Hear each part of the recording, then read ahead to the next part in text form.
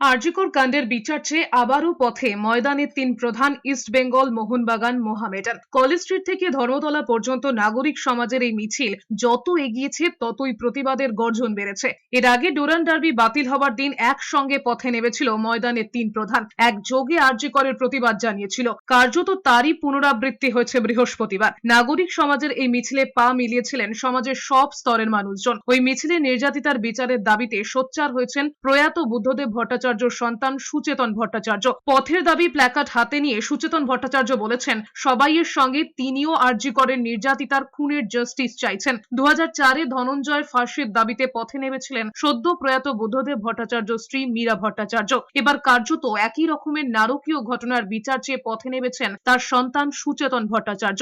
অন্যদিকে নজরুল ইসলামের প্রয়াণ দিবসকে সামনে রেখে আরজিকর কাণ্ডের প্রতিবাদে পথে নেমেছিলেন মহিলারাও। শিয়ালদা থেকে শ্যামবাজার পর্যন্ত এই মিছিলে নির্যাতিতার বিচারের দাবিতে সুর চড়িয়েছেন তারাও। আমরা বিভিন্ন রকম জিনিস দেখতে দেখতে এসে আমরা আজকে পথে নেমেছি।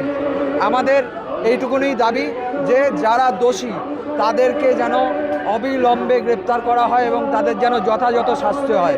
সকলের দাবি একটাই, সকলে বিচার চাইছে, কারণ প্রশাসন বিচার দিতে ব্যর্থ এখনো।